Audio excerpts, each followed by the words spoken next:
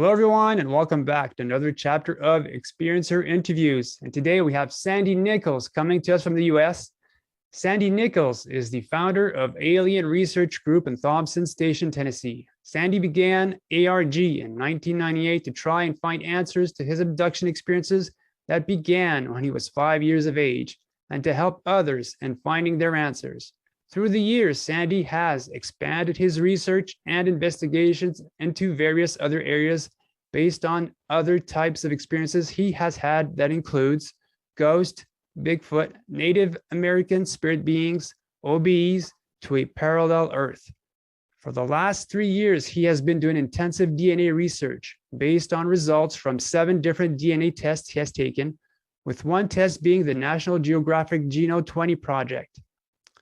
3 of the DNA tests indicate that he has 3 specific mutated genes located in the mitochondrial of his mtDNA that indicates that he has 2 mothers.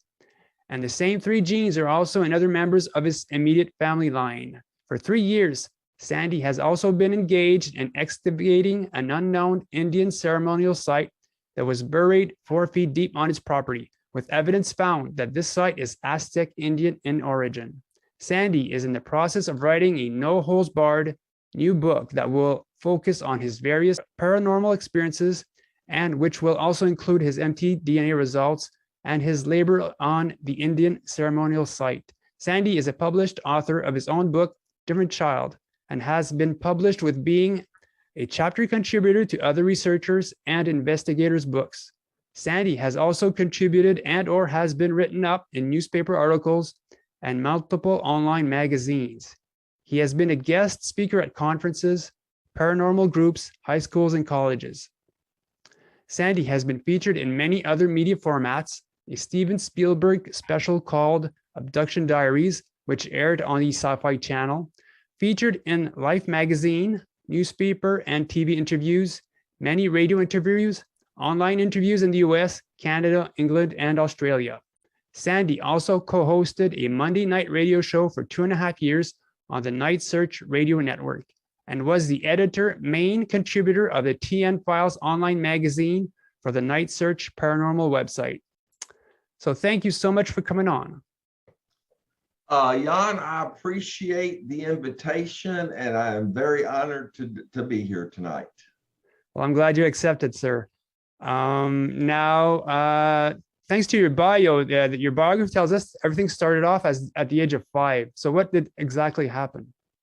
Well, the first thing that happened to me that I can remember in conscious memory was my very first abduction experience over at my grandmother's home in East Nashville. I was standing on the back porch playing Army, and I had my little Army outfit on. And I was coming, and their back porch was raised up about 20 feet off their backyard. And past the backyard was an old shabby shed. They kept this old 1950 Ford in. And then right past that was a wire fence. And on the other side of the wire fence, and this is a small yard, this small house they lived in. And behind the wire fence was an undeveloped neighborhood that was overgrown with tall grass. It had the roads already in there, some paved, some dirt, some gravel, but no houses.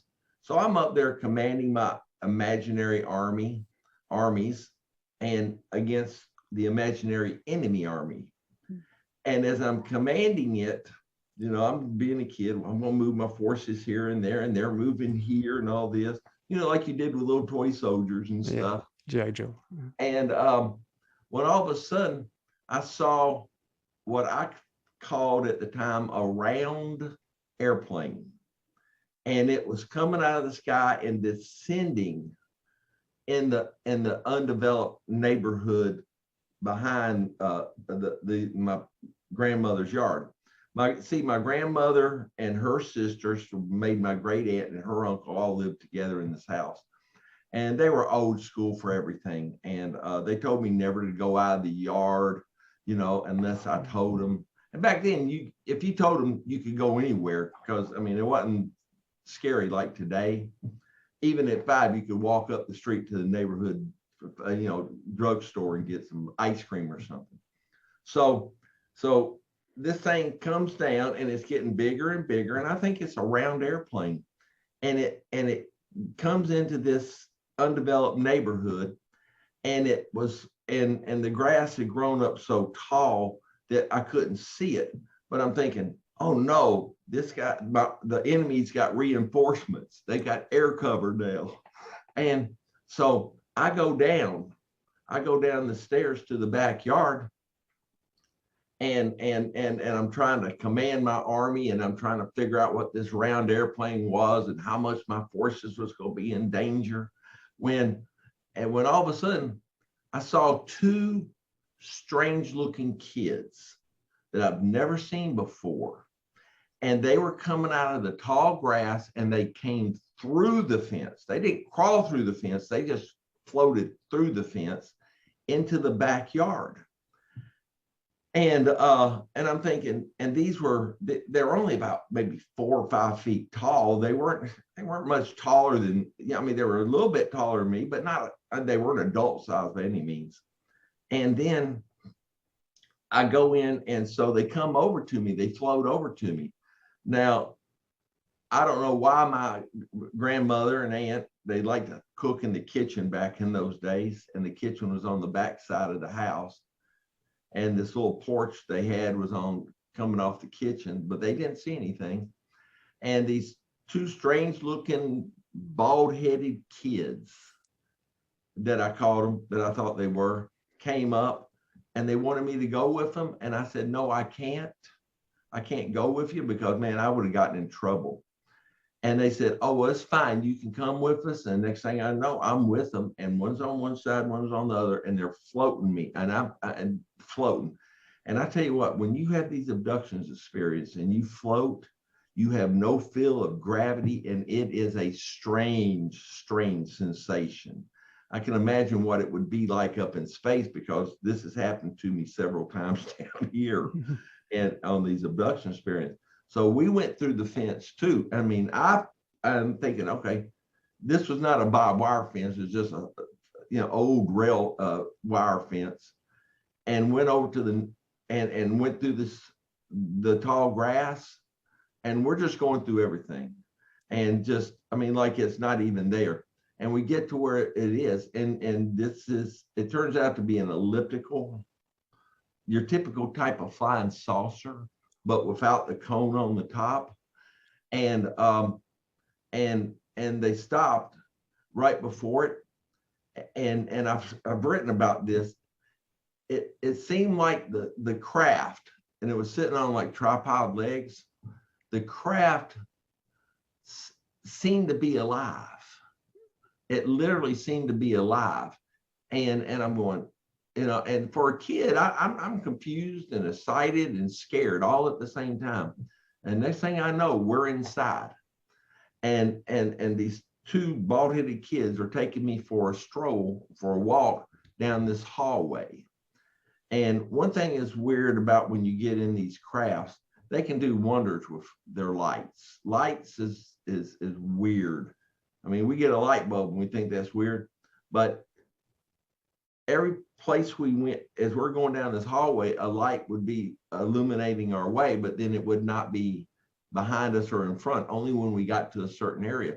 And we came to this door, and like a doorway, but there was no door like what we have in houses and stuff and businesses.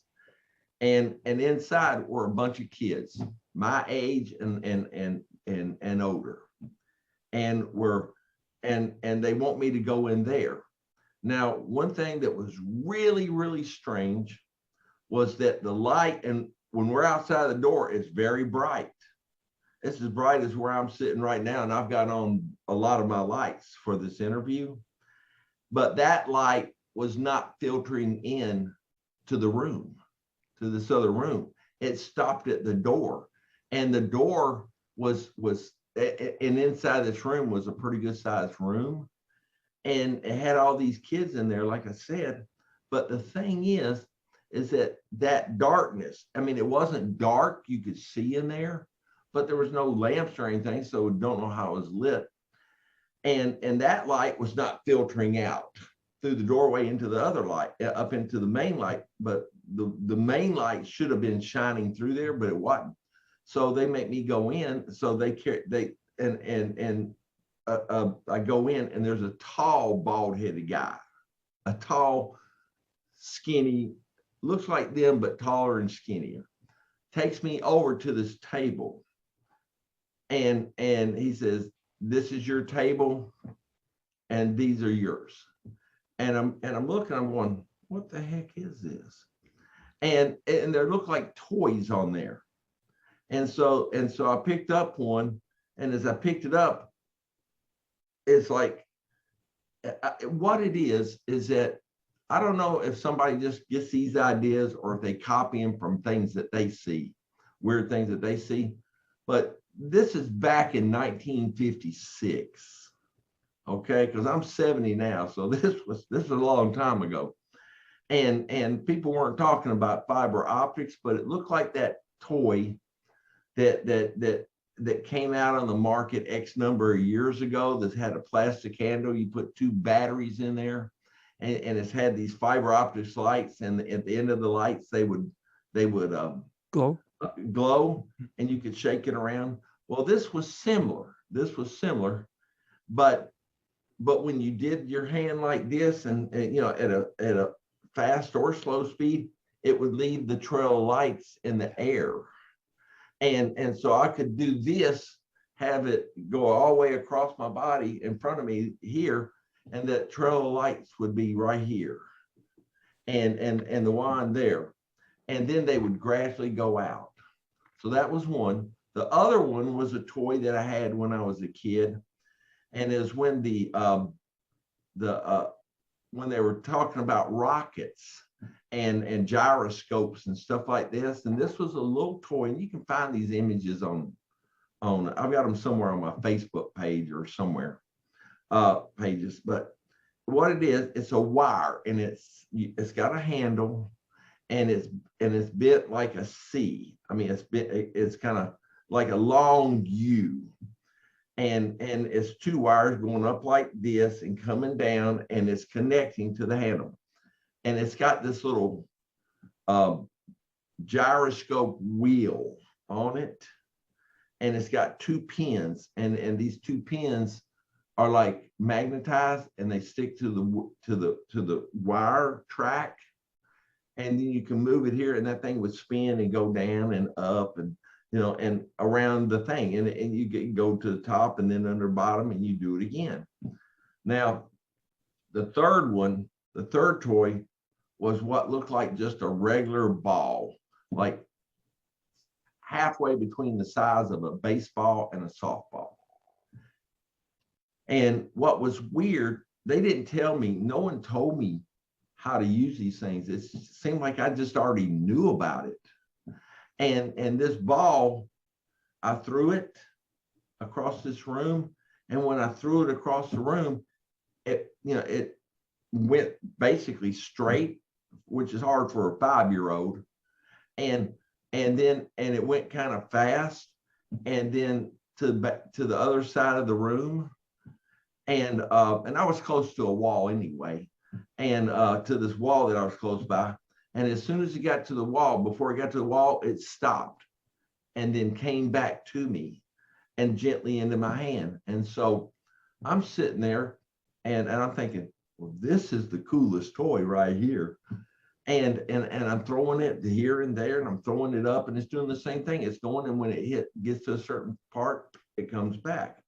And it's like it doesn't hit walls. I threw it down, it didn't hit the floor, but came back to me. Well, being a little smart aleck kid or something, you know, being a kid, I started throwing it to people, and I guess to scare them or something. And there'd be someone, all of a sudden this ball comes and stop right in front of their face and go back. Then after I did that like 2 or 3 times, all of a sudden there was one, what is now a tall gray, but at the time was a tall, bald-headed adult. And he came and he jumped my butt big time. He says, "That is not a toy. That is for learning." And then he left, or he disappeared. And next thing I know, I'm out of that craft, and I'm standing on the, up in the northern states, and some places down here in the southern states, you build a neighborhood, and then you come off the front porch of an older house, come down the steps, and you have a sidewalk that goes to, you have a sidewalk that goes to a sidewalk that runs up and down the street. Well, they had one of those that came off the front porch, a sidewalk that went to the road. It didn't have a sidewalk at the road, just a sidewalk from the front porch to the road. And I'm standing, this is what I remembered. I'm standing on the sidewalk of coming off their front porch, and I'm looking up at the sky and waving bye to my new friends. Now, the thing is that it was fun at first. And then they started taking me to the quote unquote doctor, the doctor. And I'm going, I didn't like this. And I would tell my parents this, and I would do what I would do at home. And they're coming to get me at home too, at nighttime. At my home, and we lived several miles from my grandmother's home, and another home, small home, and that butted up to a golf course, and over in East Nashville. And I would tell my parents about what happened to me. I told my grandmother and aunt and uncle, and it was like, oh, Sandy's just telling his stories and doing this and doing that. And then I tell my parents, and it's just imagination, blah, blah, blah, blah, blah, blah. Well, and I couldn't get anybody to believe me. I couldn't get anybody to believe me that these beings, that what I know they are now, are coming to get me. But my parents started thinking I was a little touched in the head. And because I would be on the floor. We had these old wood floors in the house, and you didn't have carpets back then, at least in our house, and because they were too expensive. And so you just had the wood floor. I would take my little toys, my little cars and trucks, and this is before they had batteries that went in all these things. I'd put them on the thing, playing, and then all of a sudden I get the idea of saying, okay, and I would just stare at them. And my mom would come in and I said, Sandy, what are you doing? And I'm going, well, I'm trying to get the car to move. Well, you got to touch it to get it moving. I'm trying to get it to move up here from here. I'm trying to get it to move without touching it, because I'm feeling this is what I'm doing when they come to get me sometimes. It's like that telekinesis thing. So they didn't believe me. Relatives didn't believe me. Neighbors didn't believe me. And then in fourth grade, they sent me to a psychiatrist, because I'm still talking about this stuff. I'm still doing this. And to give you an idea, my mom and dad were great parents.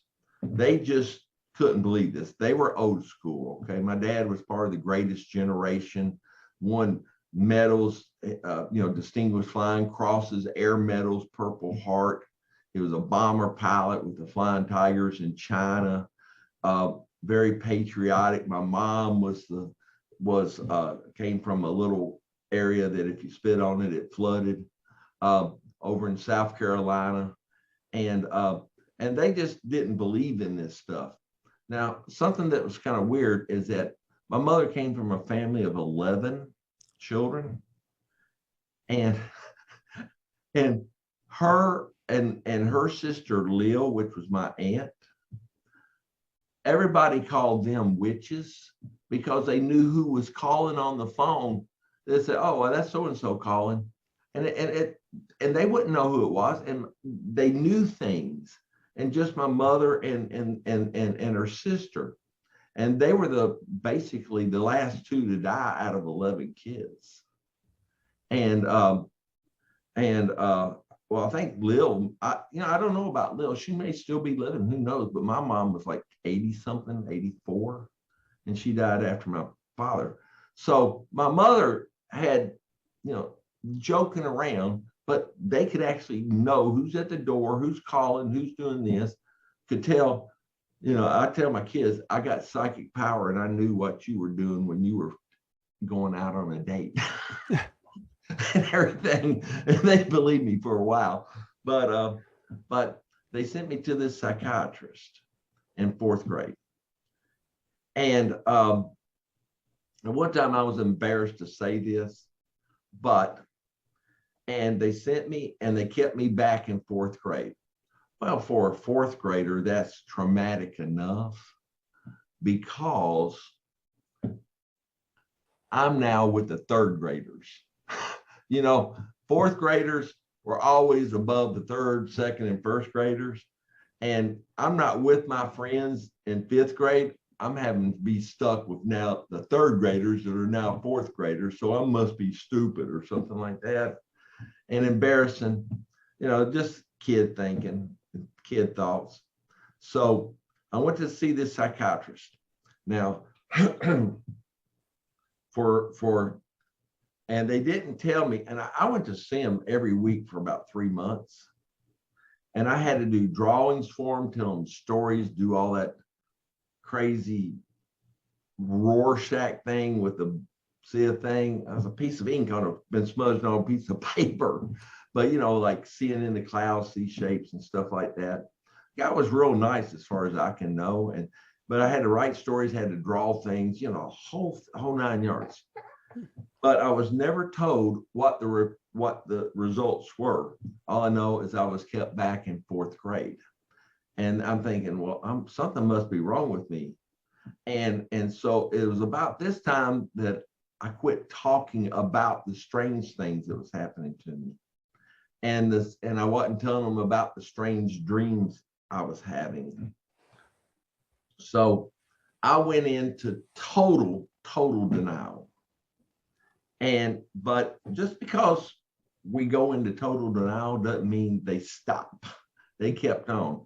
And I would, when you wake up and find yourself under the bed after a strange dream, or you wake up and you see your open closet door is glowing inside, and you're afraid to go into certain rooms. And I would find myself outside the house. And the only way you could lock our doors at the house, because at around 5 or 6, we moved. My dad and mom built a new house, and the house they lived in until they passed away. And I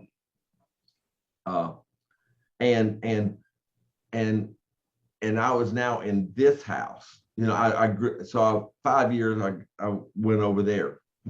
And then lived with them until I was 21. Then I said, hey, I'm getting my own place. I need more freedom from my parents. But good life for the most part. Just, I'll tell you something. I'm looking for a name for my book. And I told my mom, and she says, you always been my different child. I was her different child. I was different than my 3 brothers. And, so time goes on. I'm denial. When I was in my high school years and over at the new house and younger, I don't know how many times I had to ring the doorbell to get them to let me in, because you needed a key to lock the door to get outside. I'm sitting out there in my pajamas. And they said, well, where's the key? And I'm going, I don't have a key. Sometimes I'll be out there naked. And what are you doing outside? I don't know. And they said, oh, well, you're sleepwalking. And then I would sleepwalk a lot, but they couldn't explain how I got outside without having a key to lock the door I went out. And because they would check the doors and stuff. So my dad was old-fashioned businessman, successful. If you cried, you were weak. that type of person. And and you had to work. He grew up, mom and dad grew up through the Depression. And what you have today, you may not have tomorrow. And he was a great businessman. He was brilliant. When he sold his business, he sold it for like $100 million. He had 1,500 employees, 500,000 square feet under roof and everything, and stuff. And so he was a successful businessman. And but I grew up, I got married to my ex-wife, and that was 3 days before my 27th or 28th birthday. And we had 3 children. And that marriage lasted about, well, nine and a half years of us living together as husband and wife, and 1.5 years, 2 years for a divorce. Then about 2 or 3, I was going to, if you've ever been through a divorce, those things are hell. And so I met this lady. We dated for 6 months. Then we broke up we dated for 4 months, broke up for 6 months, and been together ever since. And my kids love her. She's like a second mother to her. They introduce her a lot of times as their mother and everything. And they call her more than they call me. And my kids are all grown now and have kids of their own. And they call my wife, my new wife, the one that was in the military, more than they call me. And I'm thinking, hey, this is great, because it's not a wicked stepmother type of thing. And they had to approve of her. So, but when my youngest son was young, he used to draw on graph paper and things for me to wanting to build for him. Like he would draw a fort and want me to build the fort for him. So I'd go over to my parents' house and look for and use my dad's woodworking tools and build him a fort or a submarine or something like that. They looked like crap, but I still did it for them. And so anyway, I'm over there one day doing this, and it got to be about 5 o'clock or so.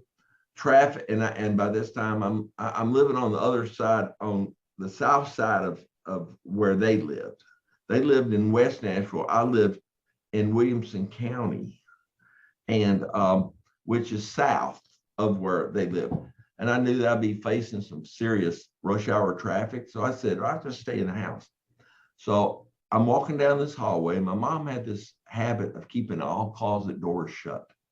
And as I'm walking down the hallway into the den, I'll just go in there and turn on, watch the news or something. And for about an hour or so until traffic died down, and then I'd leave. And but one closet door was open, and up at the top were 2 boxes. They contained all of our photos and little mementos through the years. And my family didn't make videos, and we didn't take a lot of photos, but took some. And so I pulled down, there's 2 boxes. I just reached up, grabbed one box, sit down. And as I'm looking in the box, I noticed there's something else in the box that was not in those boxes, in either one of the boxes before. And it's a yellow envelope, and it's about 2 inches thick.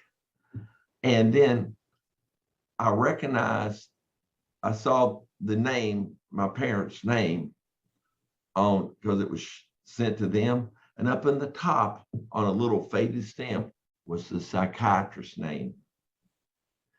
And I'm thinking, this is a psychiatrist report.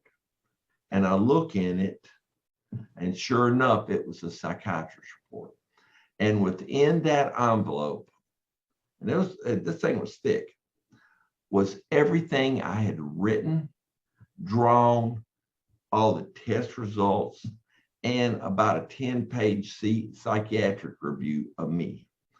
And I'm looking through it, and I'm seeing me drawing these crude pictures, 4th grade age pictures, because I can't even draw a straight line with a ruler hardly.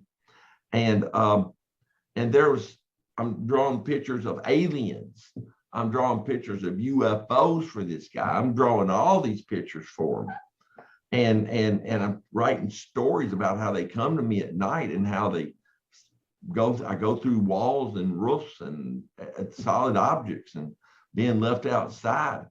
And I'm looking at that and I'm going, I said, dang, because you get to a point where you think that this stuff is not real, because I'm still in this denial phase, basically. And this was in the early 90s and late 80s, early 90s. So I'm looking at it and I'm going, you know what? I forgot I drew all that stuff for him and stuff. So anyway, I'm looking at it. And then I get to the last part. That's about the 10-page review. And I start reading through it.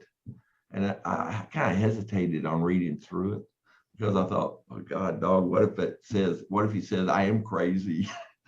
What if I am crazy? So I'm reading it and I'm skipping over most of it because most of it's just analysis of what I did. And the last 2 or 3 pages was the actual review of who I was. Now, it said, so I'll say, I'll condense everything. And it was, Sandy is a few points above average intelligence. Well, that made me feel pretty good. But I think that the IQ test, the standard IQ test now is the Stanford-Binet test. Back then, it was a different test. And but for back then, hey, I'm going to go with that one. I don't care what the new one says. I like the other one better because it had me a few points above average IQ, which would put me in the gifted range. But I'm like 2 points or 3 points up, so I'm no genius, okay? My kids are much smarter than me, okay? Trust me. And it said, Sandy has talked about everything. And I'm thinking, well, that's a good thing. At least I don't have a mental problem as per se on the IQ. And it says, Sandy is a normal child in all aspects. I'm condensing this in all aspects, except for he's got an overactive imagination. Overactive imagination. Then he says, in time, Sandy will grow out of this overactive imagination as he matures and go back to normal imagination. Mm-hmm. And I'm sitting there going, and when I read that, I went, and I kept it and I put it back in the box where I remember that. But when I got into this stuff, I'm sitting there going, well, I must not have matured that much because I'm still talking and drawing the same things, So it's the 90s and stuff like that. And it gets up to 96. And I just can't, the dreams are still coming. Everything's still coming. I'm going nuts. And I got married in March of 92. Well, let me go back a little bit. March of 92, I get married to Sherry, my wife now, the one in the military. And the thing is that I had a dream on the 13th. I had another dream on the 14th and the 15th. They all dealt with glowing balls, a ball of light coming up a valley, and then splitting into 8 balls, that one ball going into 8 balls, and then going to multicolor. And they would come up this particular valley and everything. And the first one was where I was standing in this field. Standing in this neighborhood with white houses and white fences. And I would see it coming up. And I had 3 different emotional reactions to these dreams in January of 1992. And those three, and so the first dream, seeing these lights, and I'm thinking there, and I'm standing by myself there, and I'm thinking, oh man, I wish somebody else could see these lights because that's really cool. The second dream, I'm in a hill. I'm on a hill overlooking the same valley, but I'm at a party, and the party's being held out in the front of a house that's like a ranch style home, and people are talking and everything, and then I can't see their faces, which is typical for abductees. It's like part of your memory, part of your maybe self-defense mechanism won't let you see these things. Now, at first, when I first got into this, I was scared something, and I would cry. I would literally cry on my wife's lap when all this stuff started coming back. I would lay on my head on my wife's lap and cry, and she was very supportive and everything. And then I started doing this and that, and to where I am today, where it's like, screw it, I don't care what people think anymore. And so so the second dream, at this party, faceless people, and I started getting a little scared, or I didn't like the people, and because I couldn't see their faces. And so I walked across the front yard, across the driveway, and they had these steps going down into the same valley. And these steps seemed like they went forever. And as they went down, about halfway down, all of a sudden, and I'm looking down the valley, all of a sudden, I see the same thing that I saw in the first dream, a single ball of white light coming up the valley and then splitting into 8 and multicolor and then coming up. But by the time the dream ended, those balls of multicolored lights had not gotten to me yet. They were about halfway up the valley. And I'm thinking, and in that one, I'm thinking, well, I don't like those people. That was my emotional feeling. I don't like those people. It was it wasn't scary. I just didn't like them for some reason. You go to a party and somebody just doesn't, their energy doesn't feel right. So that's what this was. Then the third dream. In this third dream, now these dreams happened on the 13th, 14th, and 15th of January 1992. And that's very significant for several things in my life. And so I'm up there, and in the third dream on the 15th, I'm in a cinder block building with one door, no furniture, no windows or anything. And there's some kind of light in this small cinder block window. In this small cinder block building room. It's like a room, okay? It's not very big. But there's an orange glow I could see under the door. And something was wanting me to come outside of the cinder block building. And I'm going, no, I'm not going out there. And because that orange light, I'm going, I don't know what that orange light is. It's scary. So the next thing I know, I'm out of that building and I'm standing in the same valley of the first two dreams. This time the lights and everything around me is orange. Absolutely orange.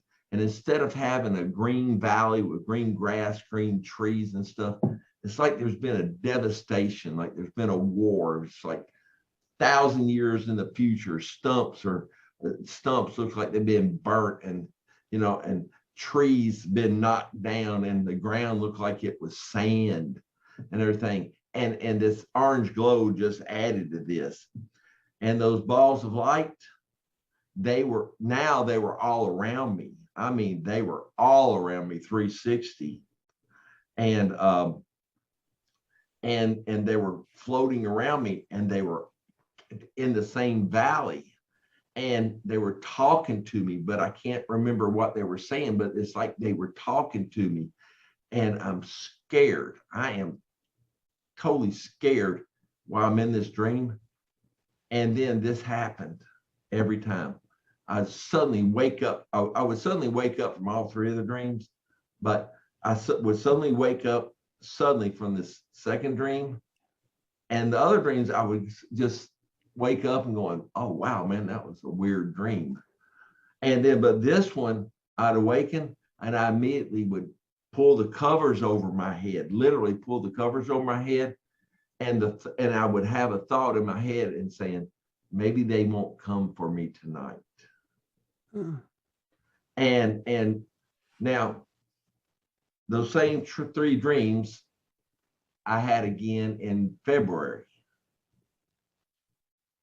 and in March. The same three dreams on January, February, and March. Matter of fact, the last day I was on my honeymoon, my wife and I got married March 7th. The last day we were on our honeymoon, the last night, I had the third dream. And I sat up in bed with her. At this time, I pulled the covers. I mean, we were sound asleep. And I pulled the covers up over me. And she's a light sleeper. And she woke up. She says, what's wrong? And she saw me with the covers. She could see where I was holding the covers of the bed up like this. And she says, what's wrong? I says, I just had a bad dream. Now, I had not told her about these dreams. I just had them. Now, let's jump ahead a little bit. Let's jump ahead. Now, the first one was January 13th, 14th, and 15th, 1992. I got married March 7th, 1992. I had and so 3 months in a row, I had those dreams. Those dreams lasted every month, same way, until July of 1996. 4.5 years. Exactly. Okay.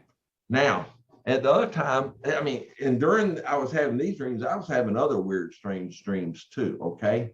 So, and I couldn't figure out, all of a sudden in let's see, June, July, August, I didn't have the dreams anymore. Hadn't had them since. But for those 4.5 years. You sort of skipped a bit when you got into the doctor's appointment. Now, what actually happened when for it to be so bad that you didn't like those appointments? Well, the doctor's appointments, they weren't doctor's appointments. I didn't plan them. No one planned them. They just came and got me and took me to the doctors.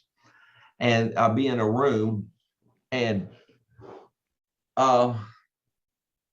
let me put it this way.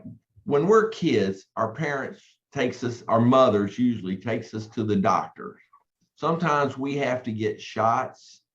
They examine us, and as kids, we're scared, right? I mean, no kid, no 5-year-old kid wants to, or young kid, I don't care how they are, and some adults today don't like shots. They don't like to be poked and prodded. So they would take me in and examine me. And they were doing very intrusive things to me. And now they were doing intrusive like kids stuff, but some of the stuff like shots or okay, if your temperature had to be taken out, and it's not graphic, it's just the way it was.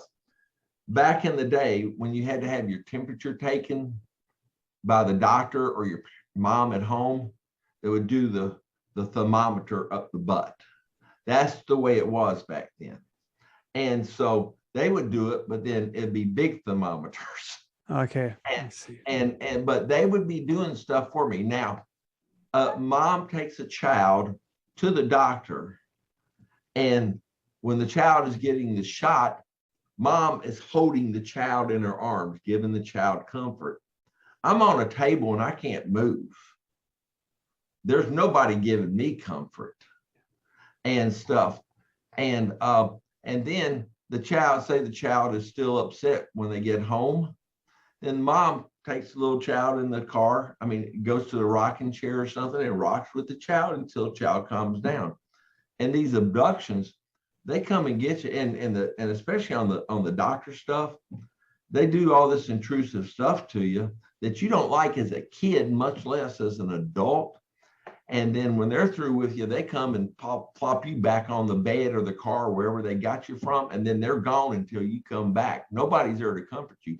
I get comfort from talking to people like you who hear my story, to the lady who asked the question, listening to the broadcast, or because just doing live too, right?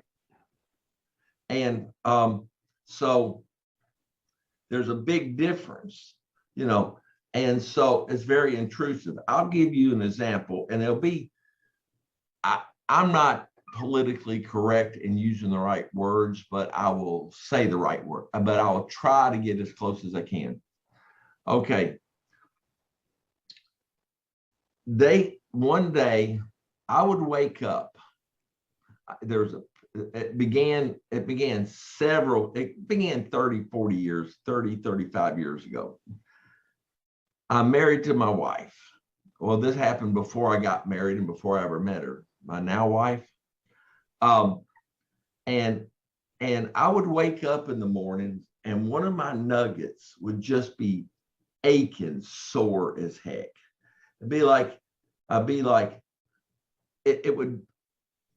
someone, I got hit there, or I went out on a date and nothing happened.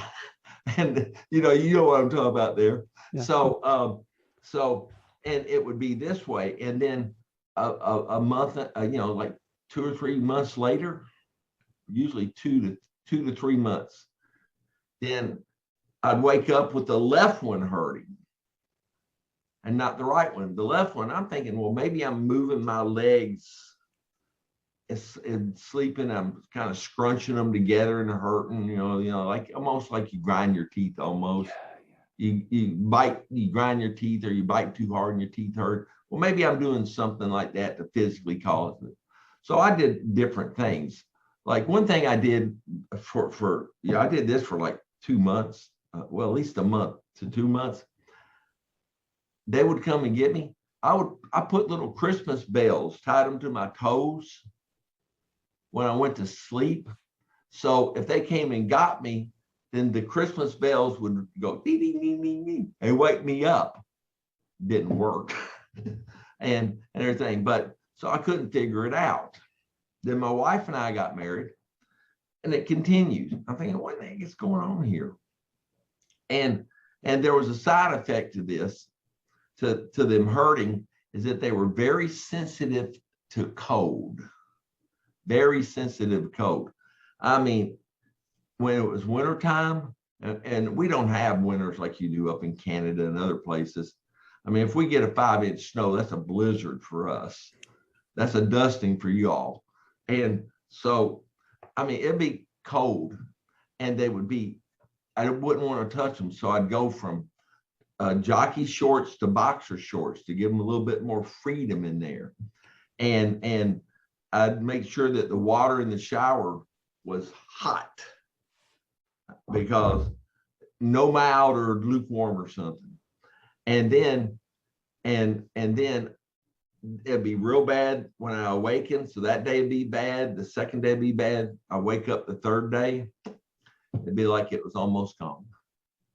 So couldn't figure out what it was. Then I'm married. My wife starts up her own business investigating medical fraud. She starts it up. She runs it in our study of our house at the time.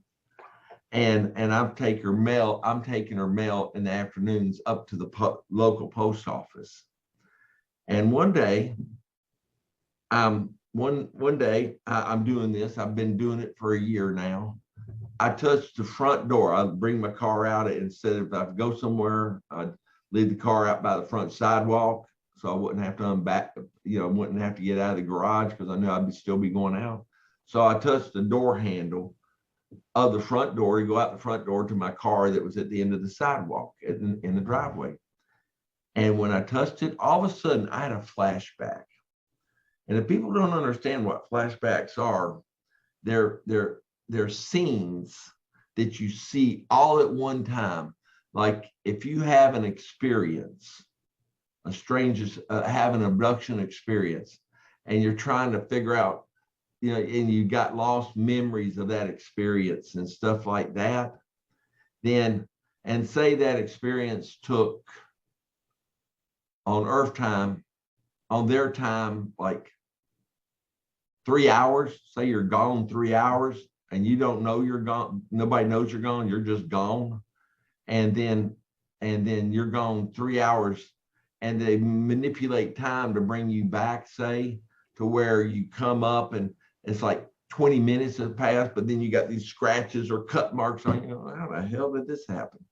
And this is, and it shows, and these flashbacks shows complete scenes, the whole 3 hours, say, for example, within a fraction of a second. And all the information contained within that scene, what happened, it's just instantly downloaded and you know it just like that. So I touched the door handle and I went, and I said, oh, and then an F word. And then, and my wife goes, and my wife could tell it was a very emotional F word. And she says, what's wrong? Because she thought something was wrong. I said, I just had a flashback and I know why my nuts were hurting.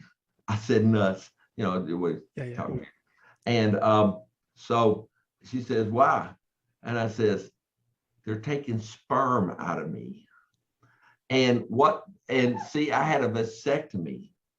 Like we got married in 92. So in 93, 94, after trying to have a baby, and then we're already in our 40s. So I said, well, maybe it's a little too late. You know, nature doesn't want us to have one. So I've got 3 kids of my own. Like I said, they love her, blah, blah, blah. So anyway, and so what they're doing is that they can't, and the previous ways that they did it was sucking it out, be laying on a table and like a tube come over, and they somehow get you to have an erection. They put the tube on you and it sucks it out somehow. And literally, when it gives you the best orgasm I've ever had, but as soon as it's over, it feels like I've been raped, which is hard for a guy to say, but that's what it felt like, because this is not a fun experience. All you're getting is a physical jolt, and that's it. And you're hating they're doing to you to begin with. So they couldn't do that anymore because I had the vasectomy. Yeah. So now, how are they doing it?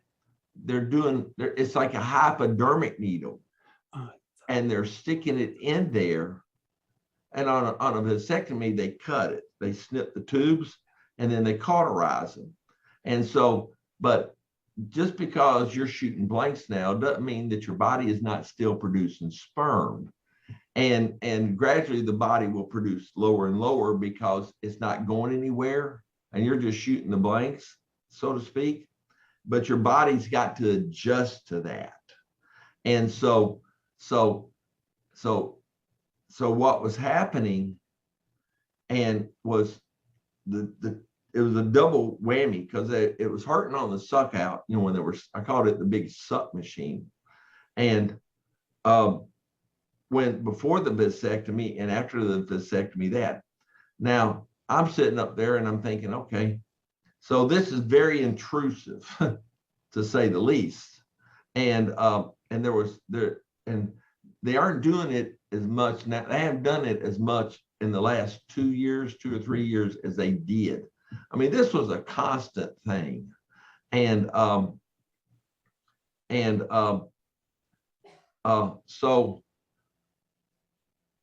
there's a guy, his name was Raymond Fowler. He's a astronomy professor up in the Northeast, and he wrote the books on abductions, the Andreessen legacy, and stuff like that. He called me one day. I mean, he sent me an email and said, I think we're having the same experience, because I'm trying to find some other guy that wanted to talk about this or had this, because I know I wasn't the only one, but guys have an ego. Well, I don't want to talk about my private parts unless I'm trying to be a stud with a girl. Okay. So they just don't want to talk about it. And, you know, because some of this stuff can get personal. And so me, I'll talk about it. If it happens to me, then I'm going to talk about it because it will be happening to someone else probably. And people need to know about it. And this is the way I help people. You aren't alone. You aren't alone. So he calls me, he writes it up in scientific words. I take it to my wife, who's the nurse, and she was a flight nurse in the military. So she's got all this experience and knowledge. So she pulls out her medical books, looks at them and says, yep. And because I'm pointing to my spot on me to where they're sticking the needle in. And then she looks at where they do the vasectomy and how they cut that and where they cut it. And it's still connected to get the sperm. Because from when they cut it, you got an empty tube basically, and for sperm. And this tube is cauterized and blocked off. So where they're sticking in the needle is exactly where the tube with the sperm still in it is. And so I called the urologist about this, and because I called him about something. When they started doing it with the needle and they were sucking it out, I started feeling like a 16-year-old kid. And I want to use the word here. You know how horny 16-year-old kids are. Well, that's the way I felt. They may have been sucking it out of me with the hypodermic type needle, and there was a mark on this one and a mark on that one from where the needle went in. But I'm feeling like a 16-year-old kid. So I called my, remember, this started happening a month after, this happened about, it was about 7 weeks after the vasectomy, because it took it several weeks after your vasectomy to kind of cool down to where you wanted to do anything, because they're still a little sore. And so usually the when you have something wrong with your body and you have a broken arm, the healing process takes about 6 weeks. So it started about the 7th or 8th week. So it laid off of me for about 2 months right afterwards. But then it's like going gangbusters, between, at least they switched them up. And but I got that emotional feeling and it's a physical feeling too, emotional and physical feeling that, why am I so horny? Here I am up in my late 40s. I should be calming down a little bit. I shouldn't be feeling like a 16-year-old kid.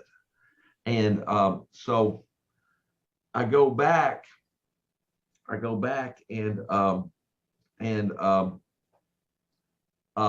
call the urologist and ask him, because I'm thinking, what did you do me down there? Well, he didn't do anything wrong. And he says, well, the reason you're feeling this way is because now psychologically, you can't get a woman pregnant, so you can go and be with any woman you want to and not have to worry about that. And I'm going, no, this is a freaking physical feeling. This is not psychological, it's thing. And see what happens when the sperm gradually decreases and it absorbs back into the body. Because if you didn't, then it would blow up. It has nowhere to go.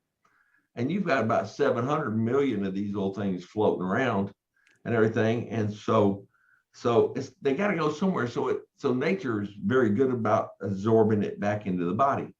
Well, with him coming up and doing the thing about every couple of months, it's not giving my body time to adjust, because it's keeping the levels at the same level. But then it's driving me nuts, because it's building up, and it doesn't matter if I went and got my wife, said, hey, let's go have some private time. I was still the same way, because it's not going away. It's like being constantly full in the stomach, and you can't, it won't go away.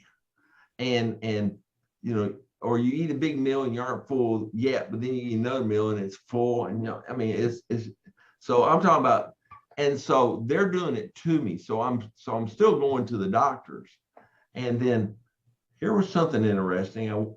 During this period of time before I started getting into this and doing this full time, because I've been very fortunate to be allowed to do this financially, that I went out for a softball team on one of these companies I was working for part-time.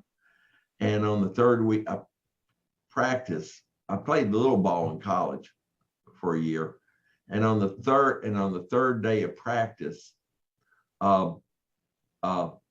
my arm started hurting. Mainly my collarbone started hurting.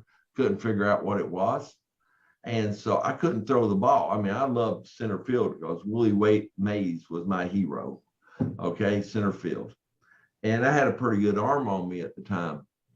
And of course, I weighed about 70 pounds less than what I do now. I weighed about 100. No, I wouldn't say that much. I'm about 20 pounds overweight, somewhere around there, to my scale, not to the BMI, the body mass index scale. That's way off to me. But anyway, it kept hurting and it kept hurting and hurting. I couldn't understand what was hurting. So I told my mother, and she says, well, and she volunteered at this hospital for like 35 years in the family's waiting room. And so when she knew all these doctors there, and she said, well, there's Dr. So-and-so, orthopedic doctor, go see him. So I made an appointment, went down to see him. And because there was no need for me to see an orthopedic doctor, so I didn't know any at the time. And so she said, so I went down there, got an appointment, and I told him, and he felt around. Then I had x-rays. I'm sitting in his room, in the exam room. He comes back and he says, well, I know what your problem is. He says, you broke your collarbone. I'm going, no, I didn't. Never broke my collarbone. And he says, yeah, you broke your collarbone. He put the x-rays up in that little thing that you turn on the light on. He says, see that line right there? You broke that thing right in the middle of your collarbone, between your shoulder and your neck. And he says, you would have, he says, I know you probably just forgot that you broke it, but you would have known because it's a perfect match back. It was completely separated. My collarbone had to be put together and then let nature fuse it back together, but it had to be that way. So he said it would have been very painful. It been very painful, and you would have had a cast on from your shoulder to your neck to keep the two bones together. And he says, so I'm thinking, well, I just don't remember that. I'm thinking, why can't I remember that? Because that's the main thing. I broke my arm when I was on an old teeter-totter back when I was like 6, 7, and they didn't right at the joint, and they didn't put the joint back together, right? So now it's like half and half. It's like, so that makes limited mobility. I broke this bone, the ball of this joint, in a golf cart accident. When I got thrown out of a golf cart, and when it was rolling, and so you feel, or you break a bone, you get arthritis in that break. He says, man, whoever fixed this for you did a perfect job because it is so symmetrical and everything. And so I went back. So I went over to my parents' house. The doctor's office was in the hospital, and I wasn't too far from my parents' house. And they were home. I says, when did I break my collarbone? Oh, you never broke your collarbone. No one can remember when I broke my collarbone. Now, I don't know either, but I'm just thinking about something. And this was, I fight these suckers. I don't like these abductions. They go against my free will. Tell me what you want and let me decide whether to help you or not. But don't come and get me in the middle of the night and do all this stuff to me without my permission, because if you do, I'm going to fight you every single time. And I've learned that if you fight them enough, and if you get mad enough, you can break that mind control they have on you. And when you do, it scares the heck out of them. That's one reason why I wake up with so many scratches on my back and bruises and stuff like that, because I'm fighting them. And because, I mean, I wouldn't let a human do this to me. Why should I let some being I don't know do it to me? And I'm not, you know, if somebody comes up and attacks me or does something to me that's causing me pain or going against my free will and in a physical way, then I'm coming up swinging if I can, you know. And you know, if somebody does that to me in human life, then we're both going to the hospital. Because I mean, hey, and so anyway, and then so now let's get back to how to where I live now, and I'll make this quicker. And so anyway, had those three dreams. My wife and I came back from Florida in 2003, and we wanted to build our dream home. So building the house. I told you about these weird things that happen around here. Well, I'm over here building this house. We're building this house, custom built. And I bring my dog over here one Sunday to run around, or another black lab we had to run around. I'm over here about 2 or 3 hours letting him run around in the woods.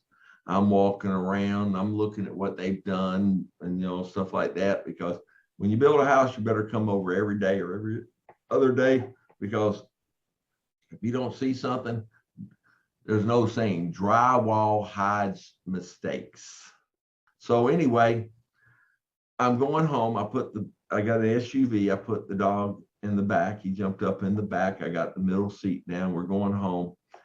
And in my neighborhood is that you got two entrances, the front entrance and a side entrance, a front entrance in the south and a side entrance in the west. And then you got one main road going around and two cul-de-sacs, one on the east side, one on the west side. I live at the very end on the left on the east side cul-de-sac. And so I'm leaving that afternoon in the building process, about 9 months into it. So I'll go up my street, I get on the main street, and you can see where they've opened it up, but they hadn't paved it or gotten anything up yet. Okay, you can see the opening where it's going to be. So I go left, and going left is flat, and then it curves downward and to the right. And as I get up to that downward and curving to the right, all of a sudden I slam on my brakes. And I slammed on my brakes so hard that my poor puppy came right between the front seats. Yeah, and I made sure he was all right. But the reason I stopped, and I don't know why I hadn't noticed this, because I've been coming over here, not just for that 9 months was building, but the 6 months from the day we bought it up to the day they started building it, we had built our house in the exact same geographical location as those three dreams. It's a valley. The white fences in the first dream, they are all over my neighborhood. If you look at the image that the Google shot, you can see a white riding trail fence right going to the east side of my property. And then there's one going behind me. It goes back into the woods. It turns out, and there's hundreds upon hundreds of creeks around there, but there's absolutely none in our neighborhood.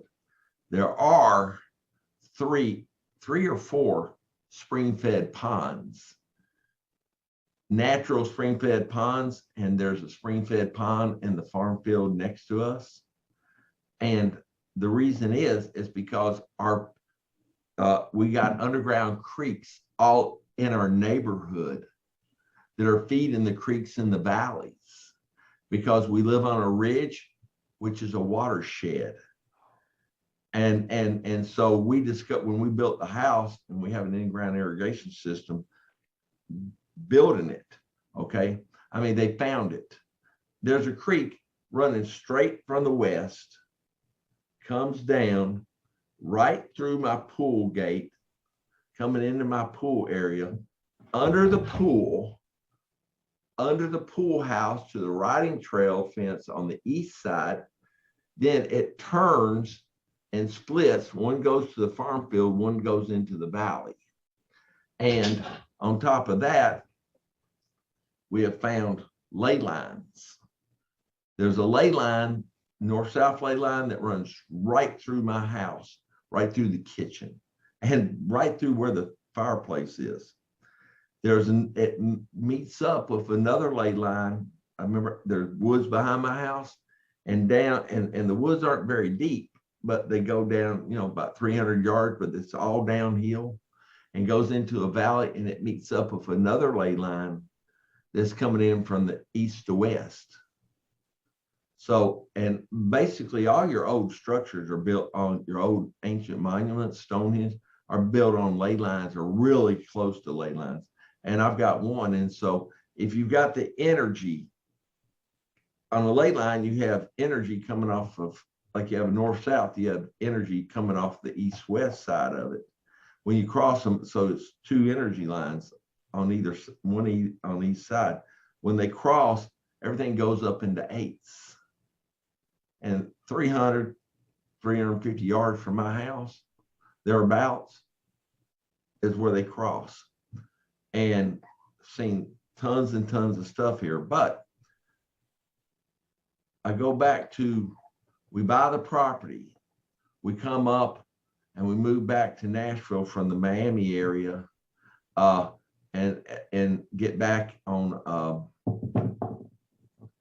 December 7th, Pearl Harbor Day. We rent out a house. Well, our house is going to be built. They hadn't started. They don't start until late May, 1st of June of 2004. So we get up there, and as we're going in, as we're coming in, we buy the first lot, start building the house. And so as they got the foundation, I got a crawl space, but I had them build it 5 feet high, so I don't have to actually crawl under my house.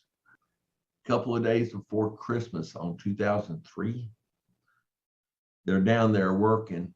They were going to finish up that night, connecting it, digging the holes, pouring the concrete, blah, blah, blah.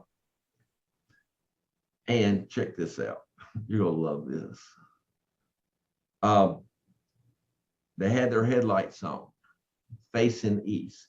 My property is directly to the left of there, okay? My property butts up to where they were working. And so, and one of the guys get a feeling, and he turns around and he looks at my property, which has nothing on it, okay, except a big dirt mound came from where they dug the utilities. And he turned around, looked at it. He said, "There's something over the property." They turned around, and right over the middle of my property was a ball of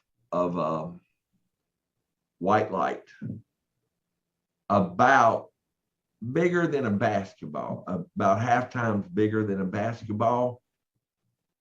And the way he described it, it was the same size as what I saw in those 3 dreams.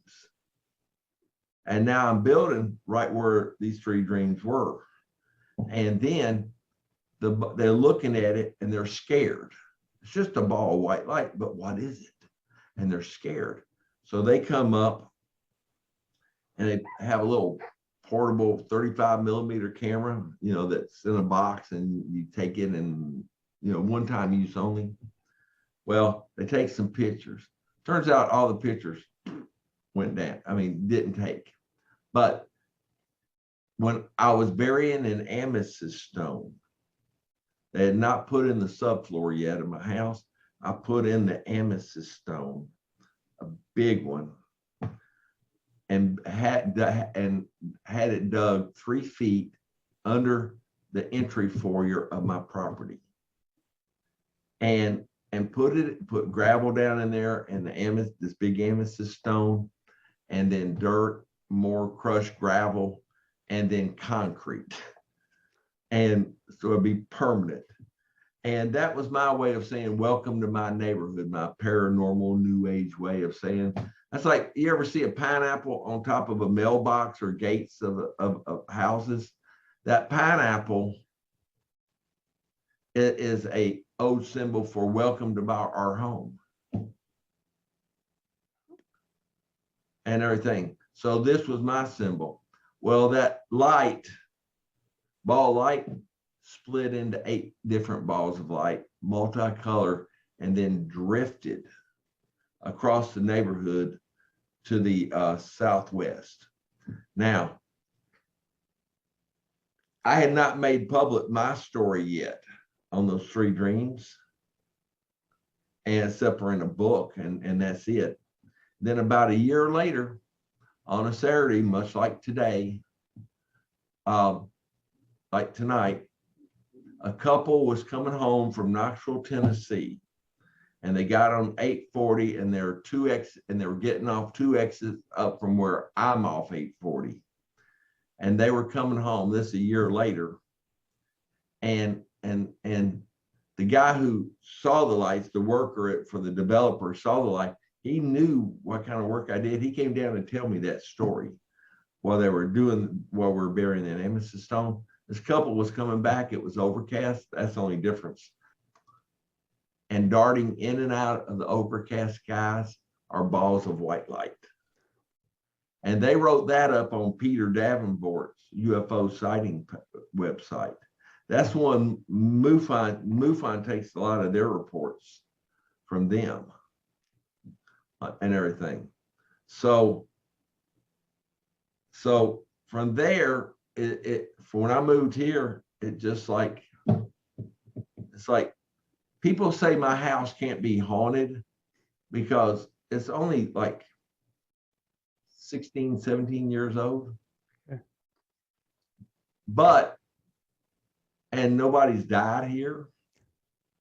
Except maybe some bugs I squashed or something. But it's not the house itself. It's the land. The land is like 3 billion years old. And some of the ghosts, it's not haunted. It's not scary to me. Matter of fact, when I put that amethyst stone in there, I had read and heard people say it was like a portal to other dimensions. And since ghosts and everything goes in different dimensions, I said, hey, and they've been around me my whole life, let me just invite them into my house. I did. That's one reason I did it. And to invite them into my house to keep the bad ones away and the good ones to come in. And I said, I will make this portal if you keep in the good one, allow the good ones to come in and the bad ones to go out. My oldest daughter is a paramedic with the National Fire Department. She's got a daughter that just turned 10. And when my youngest granddaughter, I was keeping her for about 6 months, watching her while my daughter worked and going through a divorce. And we had our crib upstairs on the 2nd floor. You know how babies cry, not wanting to go to sleep? We beg to take a nap these days when we get our age, but babies don't want to take naps. They don't know how good it is. So they cried. So sometimes you just have to put them in the crib and let them cry themselves to sleep. So they'd be crying, and then I'd be over in my pool house here, my office pool house, and I had the baby monitor, and I could hear and be crying, and all of a sudden I would hear the ghost start talking, and they would talk to her and calm her down, and she would do baby talk back to them. And this was from when she started. It was about a year I did this, and when she was up to a 1-year-old, and then she was walking about 10, 11 months, but she'd hold up on the side of the inside of the crib, and I would hear the voices of the ghost that I have seen, some of them around here, and they're talking to her and she's talking to them, and next thing you know, my granddaughter's asleep. Yeah. So when did the Stickman event happen? It happened. Okay, it happened. I've had 5 sightings, 5 total sightings of Stickman. First of all, Stickman, it was a Ute Indian legend, and of Stickman, of the way that the illustration was, that was the protector of the forest. And it wasn't a god or anything, it was just a protector of the forest. And so it was about, you've interviewed Brad Odom on the show. I'll be having him soon, though. Yeah, and he's a good friend of mine. He's a very good friend of mine. I've contributed to some of his books, and in various ways. And he's been over my house, God knows how many times, because I used to have gatherings over here for about 7 or 8 years in a row, and for other things. And we've done a lot of investigations, and we shared a lot of things together. Is that I was waiting for him to get to my house. He was coming over with his former wife over to my house. And I had not known him very long by that time. Known him long enough to know that he's a good guy. Okay. And so he's coming down, and he arrives about a minute to no more than 2 minutes after I had this first sighting of Stickman. And I'm waiting out in the parking area of my driveway, waiting for them to arrive.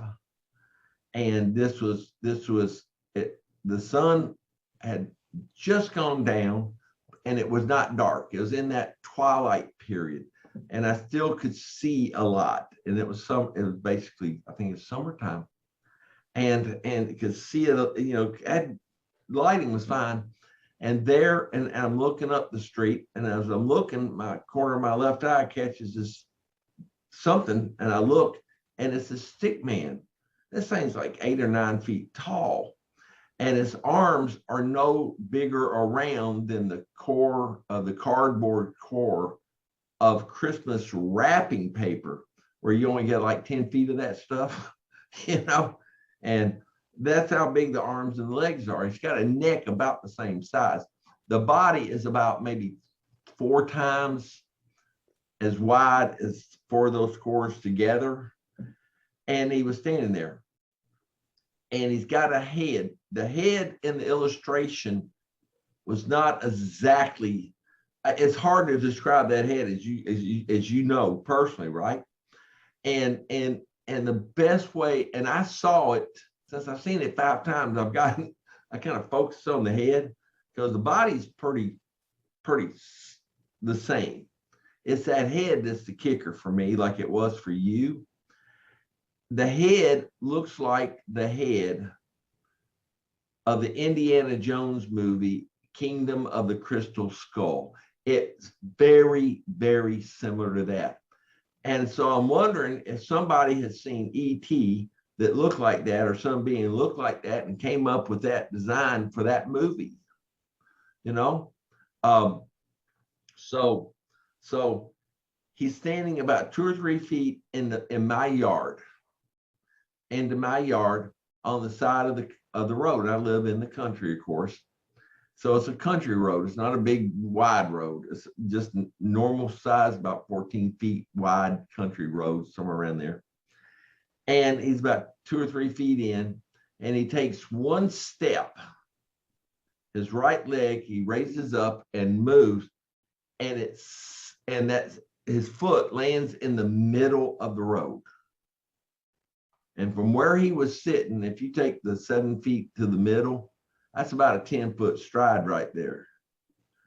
Then he takes his left foot, moves that, walking like we do, and go, and it lands like 2 to 3 feet on the other side of the road.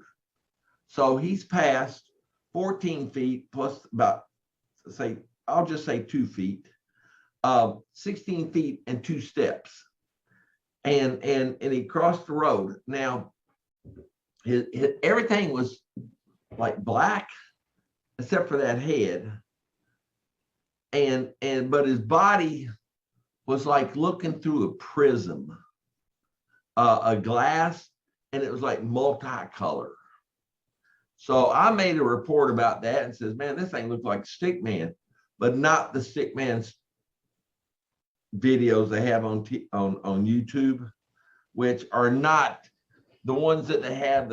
It looks like people dressed up in sheets and walking on stilts. This guy was fluid. I mean, this guy was fluid, and those strides are so long that it looks like he's running, but he's walking because his strides are so long. And then I sent this email out to Brent Rains and Brett and Kathy Brockway and some other friends, and I wrote it up. I wrote it up and sent it. And Kathy said that Kathy Brockway, a very good friend of ours, had seen the same thing a year earlier, but she had not told us about it. Kathy comes over about a year later after Brett and Gina had been over here the first time, and they had been over here multiple times, quite a few times before then. Kathy came over, met Brett and Gina for the first time, and she was leaving, and saw Stickman at the end. You come up my road, and I live on a cul-de-sac. I live at the end of the cul-de-sac. They go to the main road, and then they go right, and then the 2 houses down. That this one house down. Well, right now it's 2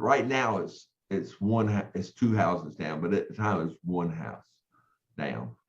And she thought she was driving her van, a red van, if I'm not mistaken, like a Honda van. And it sees what she said at first appeared to be an emancipated deer on all fours. And then, so she slowed down in case it darted across the road, which they will, because they've done it to me, because there's quite a bit of wildlife around my house, around in my neighborhood. And so he comes up, and she slows down almost to a stop. And this thing suddenly stands up on 2 legs and going, oops, that's not a deer.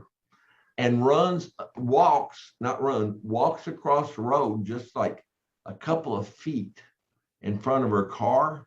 And she's sitting in a van, which has a higher seating, basically, and a roof, because it's a bigger vehicle than a sedan. And the head of this thing, and the road starts to slope down there where she saw it. And the top of the head, part of the head, she saw like 99% of the head, but 1% was actually above the inside roof line at the front window. That's how tall this thing was. And for him, when she saw it, it was different colors too.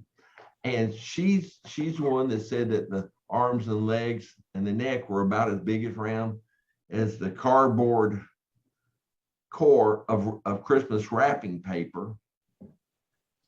And so she told me about the head. I had this lady, Sarah, did me a big favor. Brad Steiger he was writing a new book, and he loved that experience, and he wanted that book in his new book that he was writing. And so I had to get someone. I can't draw a straight line with a ruler, so Sarah says that she can draw. So she and a friend did the illustration for me. And basically the body's the same. The head's different. It's the only thing that's different. The head's a bit different. The head that you actually saw is a little bit elongated. But when you look at the face, Was your sighting straight on or from the side? Straight on. I saw it as like a 2D image, really. It was Yeah, it was semi-transparent, like maybe a few feet in the air off the bed, and all I saw was I realized there was like a black outline, and I started following it with my eyes, and it really looked like an upside down guitar pick with the top part would be elongated, a bit wider, and when it was coming down, more like a pointy type of face. yeah, that's what kind of like it. See, I saw it. Kathy saw it from the side. I saw it from the side. I've seen it from the back. I've seen it from all cardinal Okay. directions and from all cardinal points. And so looking at it straight ahead, or maybe at a slight angle, you don't really realize how long that section is, because it's kind of like you said, it kind of comes down and everything. But the best way to describe it, and it's on a neck about that big around. Wow. That's about how big around the arms are, about like that. And I mean straight, but they do bend, they do have joints. So I've seen it five other times.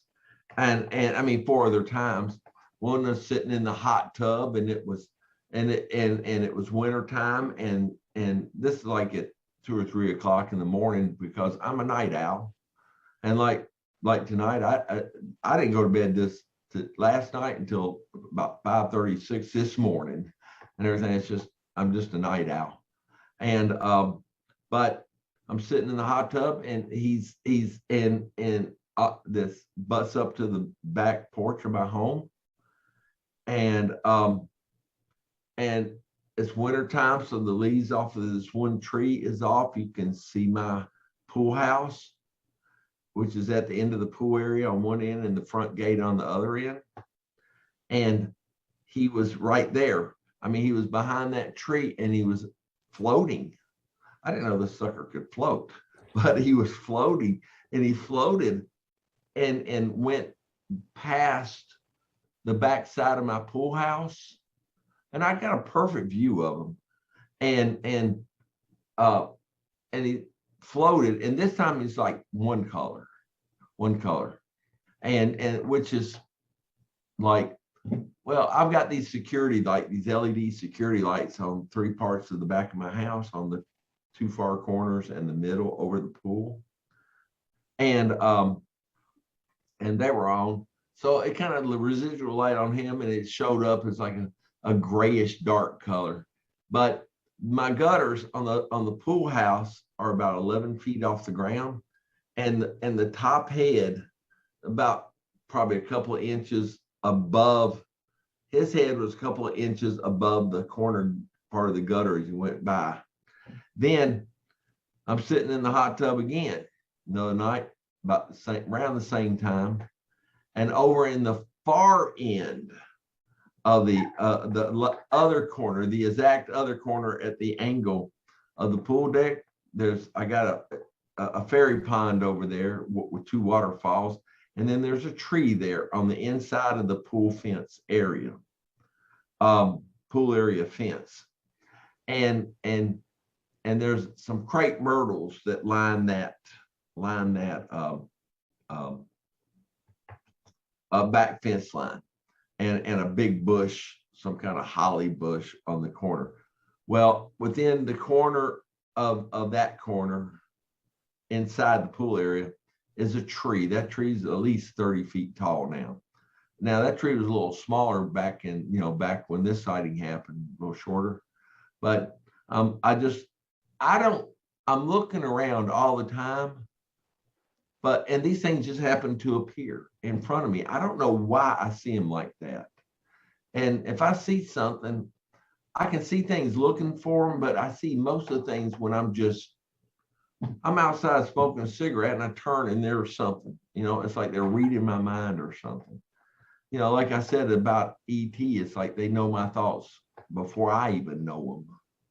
And but this thing was in the grass. I mean, not in the grass, but on the other side of the pool fence. The butts up with the backyard. and he's floating again, and this time he's floating higher, and he floats right through this tree. It's another wintertime thing, and the leaves are off the tree, and he goes through it, and then about several feet past that tree into the side yard, and it's all open back there. There's hardly any. There's only some planted, about 3 or 4 planted trees in my backyard. Around near the house, there's some back towards the back right where the playset is, but the rest are just small trees we've had planted in the last several years.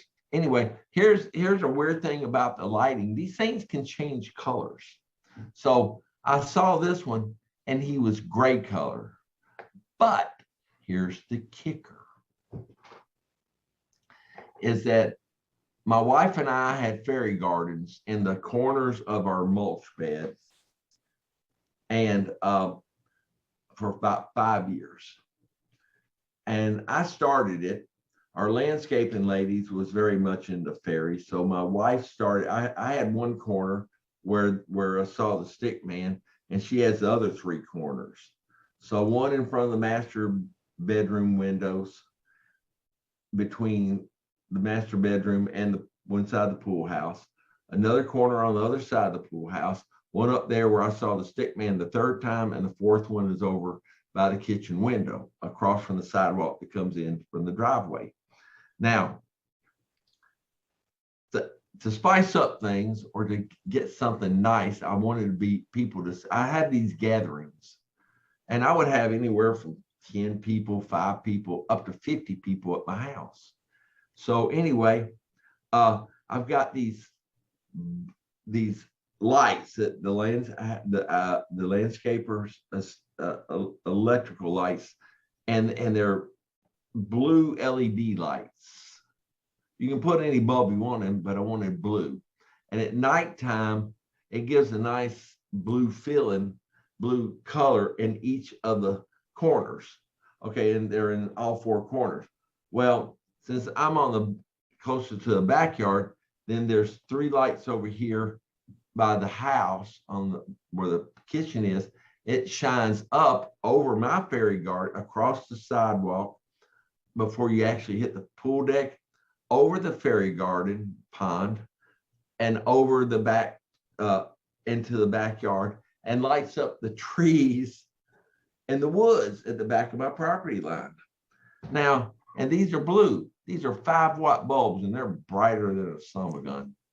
Now, this thing flew. Now, that where that tree is that he flew through is in the exact same line of sight of those blue lights. So there's 3 lights over here, and mine, I've got 5 of those lights shining back there and lighting up that tree. People, when they come down the street, sees this blue corner that they can see in the corner, and you know, in the cars that are coming down the road. And this thing, this Stickman, went right through the light and did not get lit up blue. It stayed the same color as it was, like a grayish light, like a very light brownish gray color, more on the light side.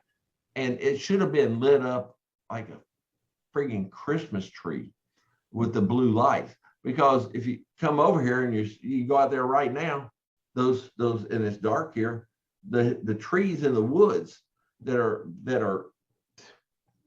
I was at least 150 feet away from the lights, 100 feet, lighting up the top of the trees. These are very bright lights. And the top of the trees at the beginning of the woods. And then, so why didn't he, I couldn't understand why he didn't light up blue. I've seen some other things around here that's been in front of those blue lights before too.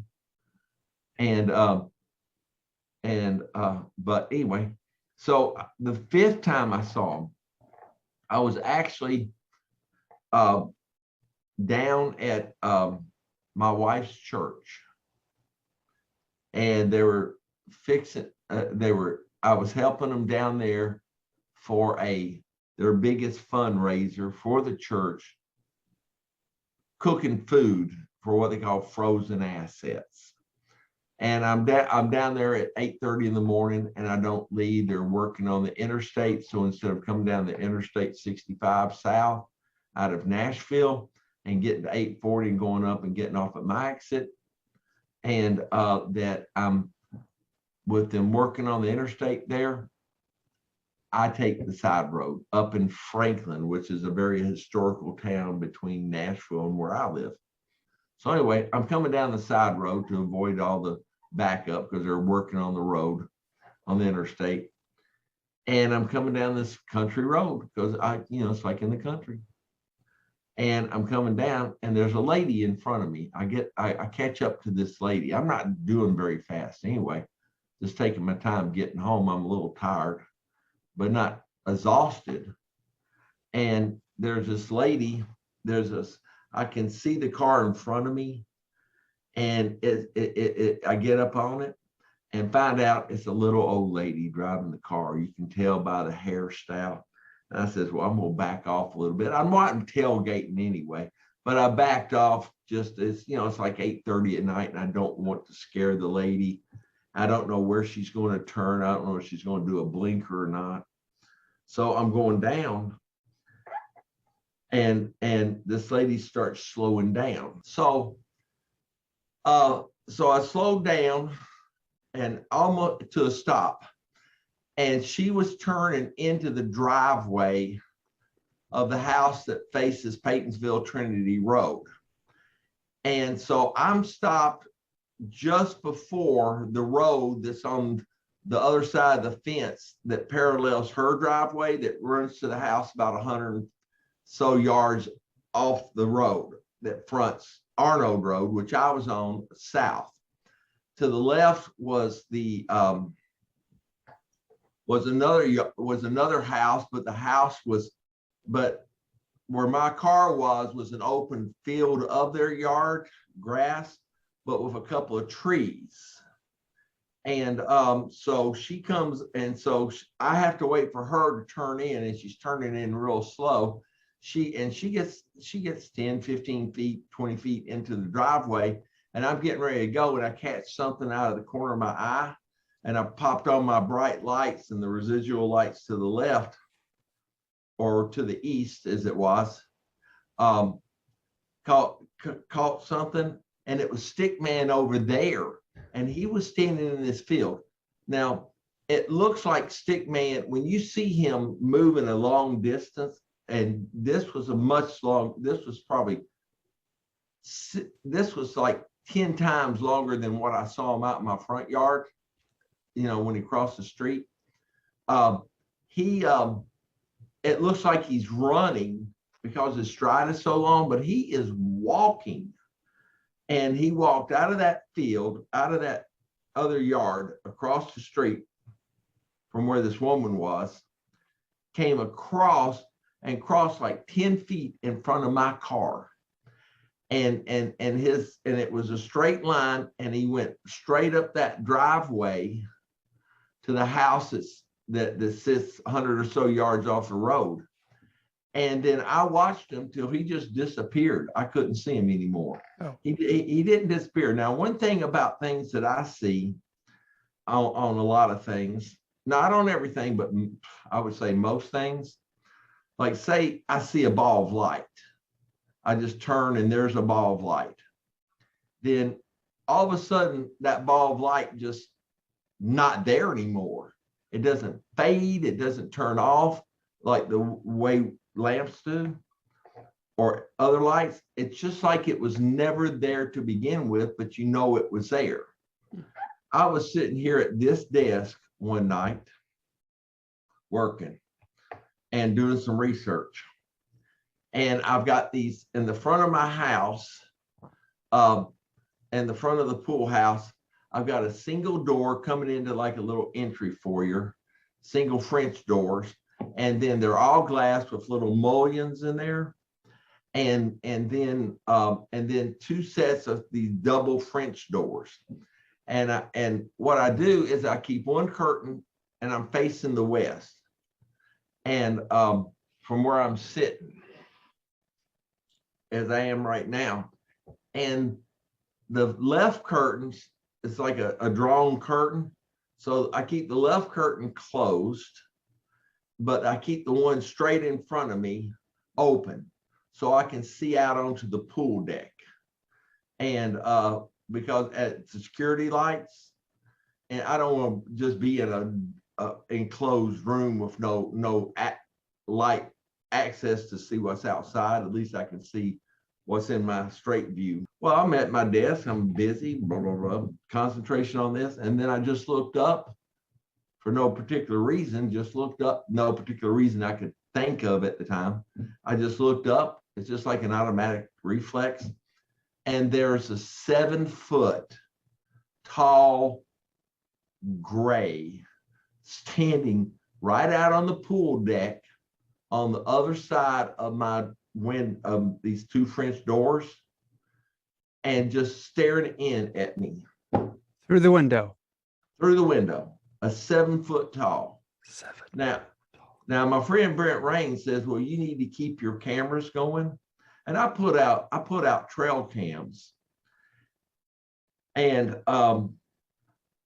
then it shows one video. It gets to one 10-second video. And what it was, this is the only thing it could be,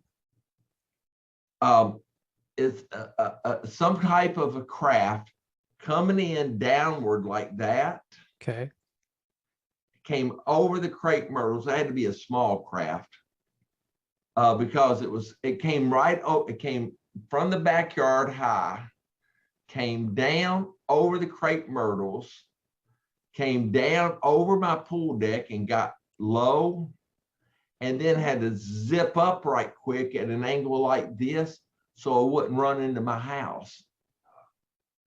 So it had to go up high and backwards at the same time, because you can see how it kind of in closer to the camera this way and then backward. So what it did, let me see, it came in like this, and then it turned, went like this, and went up like that, and out that way. And so it came down into the pool area, because I could see these lights are between the crepe myrtle on the back side on the north side of the pool gate and the back porch. And the only thing that could do that is a typical UFO. 15 lights, and these lights, I don't know what these lights were, but my best guess is, and I think it's one of these two, it's a series either of outside white lights on the edge, or it was windows, a series of 15 windows with lights on.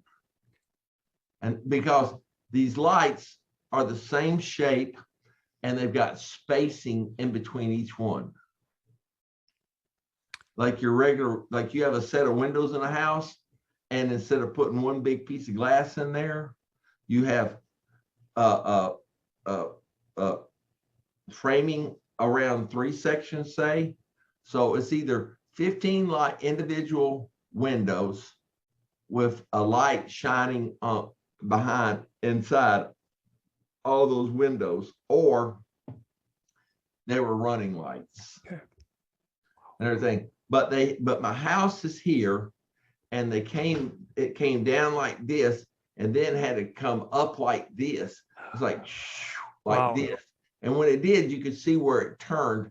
And the last one, so it came down, camera caught it, turned on, got me here, and went like this, and then went up here, and you could see where it turned a little bit like this and went up over my house, because it had to do that. It's like, or else it was going to run into the back of my house, and it had to climb real quick. So it came in and out and then up. Okay. And because that's the only way to avoid the back of my house hitting the pool, the back porch and the first floor. And my house is 3 stories, and I've got chimney here and a chimney here, and so it could have made it over the house, but it would have to avoid those chimneys that sit above the roof.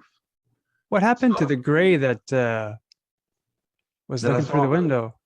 Well, as soon as I saw it, I jumped up. My camera happened to be sitting on the other side of my desk that I had to pass. So I grabbed it as I went past and hit the button to turn it on. You know, it's 35 millimeter digital and everything. Because mainly I can get more clarity and resolution out of those than I can a cell phone camera. Oh, And so I ran outside the entry foyer door. So you come in the entry foyer on the single door, you're in the entry foyer, and straight ahead of you is the bathroom. Then you turn right and come into the main office. Okay. So I pushed the chair back, it hit my stuff back in the back because I did it quick, and it rolled into it. I ran around, I walked real fast around, grabbed my camera as I go by, put it up, hit the button because I know exactly where I'm going. I don't have to watch for anything, run into anything. And I opened the door and ran outside, and he was gone. See, here's what I truly believe on abductions. I mean, on abductees, is that you are similar to me, but at the same time, we're different. We have similarities, but we're still unique in our own way. We look at it, at our experiences in different ways. And even if somebody is abducted with you, is that they could be doing one thing to you and which is bad for you, but they could be happy crappy in this person as showing them good things. You know, kind of like the difference between what I consider abductees and contactees, because most of contactees, these are our space brothers, blah, blah, blah. They know more than us. We got to put up with the crap, or they're here to help us. Or abductees, like, get the hell away from me. I don't want to mess with you anymore. I don't even want to know your first name. Just ask me and let me decide. I'm not a lab rat. yeah. And so similarities. So, but if they take more than one person at a time, which other stories have, then I make a scenario of three people standing out in the field working, and they see a UFO, it lands. Next thing you know, they're in the ship. And then with these ETs, then the next thing they know, they're standing in the field and ET is flying away. Then a month later, they've been having these weird dreams and stuff, and they call each other, hey man, let's meet and drink a beer, because I know what's happened to us. So one comes up and says, oh man, they took me into this room, they did all this medical experiments on me, and man, I hated that. I can't stand them. Second one says, no, that's not what happened. What happened is that they took us into the control room and they showed us all this unbelievable technology. They showed us star maps, and it was so cool to see. Third guy goes, oh, no, that's not what happened. They took us into a room and they set us there, and we didn't do anything. We just sat there and nothing happened. Who's right? Yeah. All three are right, because all three were taken and done different things. And because I think each of these abductions are specifically handmade for each individual. And one reason I think with the Grays and with some of these others, well, when I first started doing this, getting into this and had to find my answers, you know, that going all the way back to 95, that all of these suckers were bad. There wasn't a good one among the bunch. But then as I learned more and learned that not all of them are coming to get me, only some of them are, that these other people who, like contactees who said they're nice and everything, and they're trying to teach us stuff and blah, blah, blah, help us into the next millennium or whatever, then I'm not having those experiences. But then I said, you know, what makes that person not right either? I mean, why is he saying they're good? Well, because maybe they are good for that person, you know, but bad for me. And because this is the way I look at it. I mean, you know, I told you about that thing about taking sperm. Who likes to have a needle put in their nuggets? you know, and then, but not, it took me over 6 months to find the first person. And it happened. I was speaking at a Whitley at a conference in where they shoot off, NASA shoots off the rockets for Cape Canaveral, Cocoa Beach. And we watched along. I was on Whitley Strieber's abductees panel. And then Saturday, that was on Friday night. On Saturday night, we all, after the conference, we're all watching this rocket shoot off from the launch pad. It was really cool to see. And from NASA, and then I'm sitting up there, a bunch of other people, we're sky watching, we're talking, and, you know, general BS, and, you know, not BSing, but just general stuff. And then this young lady comes to me, about 30, says, "Can you come over and talk to my husband? I think he's had the same experience that you've had." And I go over there, and he wouldn't talk to me at first, but then I didn't wear them down. If they don't want to talk, they don't want to talk. And I'm not going to force them. I said, "Okay, well, if you want to talk." And so as I'm walking away, "Okay, I'll tell you." And it's embarrassing. It's embarrassing, okay? So they come up, and this guy tells me the same story about the needle and the nuggets thing. Then, so I'm thinking, well, darn, I just found my first confirmation. Then I flew into Orlando and drove from Orlando to Cocoa Beach. I drove back to Orlando, and I messed up my time. And I got there like 3 hours early. And so I'm sitting by myself at a gate reading a magazine, and just wandering around the airport. And then I'm sitting there sitting by myself at a gate where no plane is coming in, no people there. And I'm sitting there, but I'm in the aisle. I'm in the main aisle. You know how the seats face the aisle? I'm in one of those seats. There's not another person around me for 50 feet. No people in this gate. And some guy comes up and sits next to me. And I'm thinking, what is this about? And I thought he was going to come over and say something like he really likes me or something like that. That's my first thought. Or he was attracted to me. And I was going to say, well, listen, what you are is who you are. My boat doesn't float down that stream. Okay, be nice and everything. So, but he says, "Listen, I don't know why, but something has told me to come over here and talk to you." And when he said that, I'm going, uh-oh. He said, started telling me the same story about the needle and the nuggets. And I'm thinking, my God, this is twice within 2 days. I get back home, and then a week later, I get the thing from Raymond Fowler, the email about, because Sherry looked up, he was having the same experiences, and nobody ever knew that he was actually he never spoke it, and except to a few people at first, you know, for a long time, that he thought that he was an abductee. And so I happened to be in this chat room for a long time, for several years, about abductees and getting support and all that. And the guy who headed it up happened to be Raymond Fowler's neighbor. But see, the people we have at our place, like Brett Odom. Brett and I, we've shared different things together, shared different experiences. And think about this. We both do ghost investigations and other stuff. And Brett and Gina showed us a brand new way of doing ghost investigations using the spirit box, where we use our spirit guides. And each one of us had recorders, and we usually did them. We did them at different investigations. But you know how you watch these ghost shows and they get like maybe 2, 3, 4, 5, 6 at the most ghost things, EVPs. We can sit in my entry for you for an hour and 20 minutes to an hour and a half, and get anywhere from 20 to 40. Wow.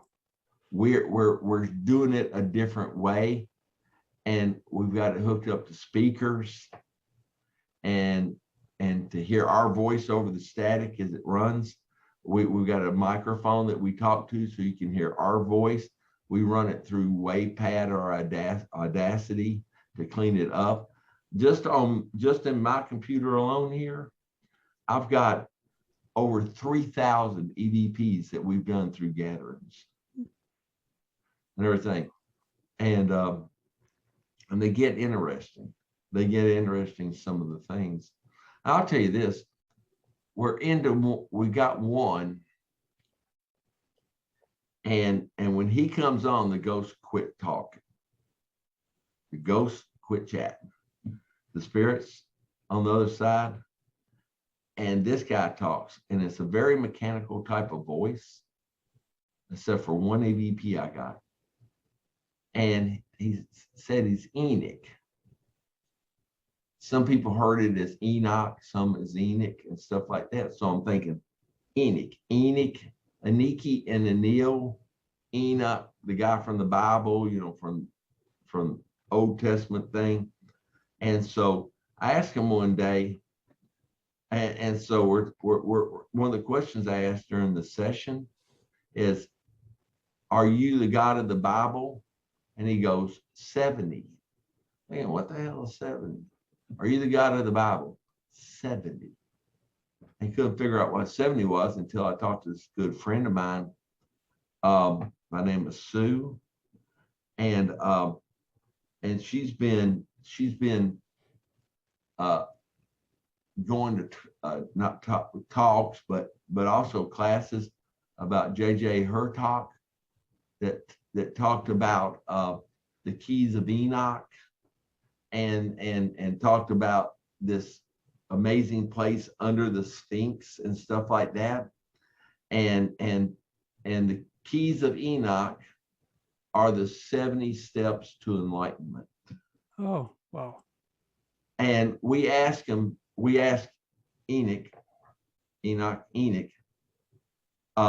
that's what I call him. Ask him if he's the God of the Bible. He goes, Egypt. Wow. Egypt. Let's get into the Mothman. We haven't gotten to that yet. Yeah, well, I've had 2 sightings on Mothman. Okay, one, Sherry and I were building our dream house where I'm at now. And I used to come over here at night. And the reason I came over here at night was, first, I could be bored. I was bored sometimes because I don't watch a ton of TV, except for the news and documentaries and stuff like that. So I would come over here. So one night I come over here. And one of the reasons why I came over here is because of 2 things. When I saw the building, when I saw that, it picked up after I saw that we built it in the same place, geographical location of my dreams. That made me come over here even more at night. And one night while I was over here, I started hearing footsteps in the house, and no one was here except for me. On one of my experiences over here, they had just sealed the 3-door garage floor, and I went and the lights were on, and I wanted the lights off because I wanted to take some photos in the dark. And since there's farmhouse, at the time there's no other lights around here except the one I lit my cigarette with. Okay, and so I turned off the lights, and I've got my flashlight with me, but I'm not scared of the dark, so I'm walking around in the dark taking pictures and stuff like that. I get ready to leave, and I turn back on the coach lights outside the garage doors, on the wall outside the garage doors, and I put my hand in there, and there's a switch in there there's a plate in there that's got 3 switches, and one for outside lights, one for inside lights, and one for something else. So I went to turn back on the outside coach lights for security reasons. And when I did, and I was standing outside, they told me that don't step on that garage floor. So the lights switches were right inside the door. So I stood out on the garage, stood outside on the driveway, stuck my hand in and just hit the switch to turn back on the coach lights. Now they're on like, you can dim them down and everything. And so, but they brighten, and as soon as I turned them off fine. But when I turned them back on, all of a sudden there was a just big pop, and the lights wouldn't come on. So the next morning I called the builder. He had gotten over here before I called him, got the electrician, because those lights weren't working. I don't know what it was about me. I have a hard time around some electronics. This is my 5th computer. This one over here is my 6th one. I have a tendency to blow out things. Not just street lights going on and off, but I mean, I had to get those LED bulbs to put in all my lights, because these 800-hour bulbs would last about 50 hours for me. I walk by them and they pop, blew out 2 microwaves and other things. Okay. So it was my energy, but the energy was so strong that night, and it fried the bulbs. These are the little bulbs going into the coach lights with the little metal base on the end.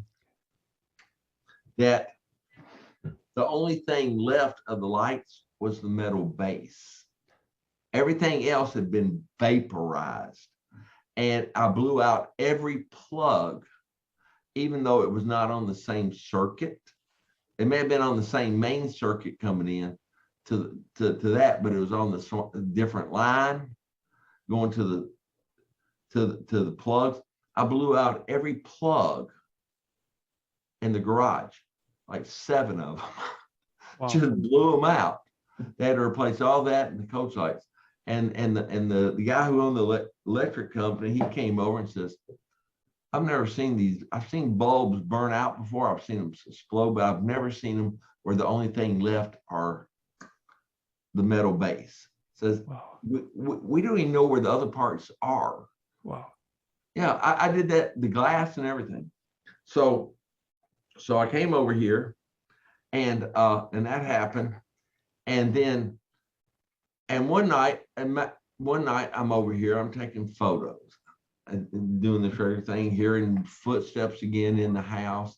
I'm either hearing ghosts or I'm hearing residual of those people who worked in there that day or another day, the recording.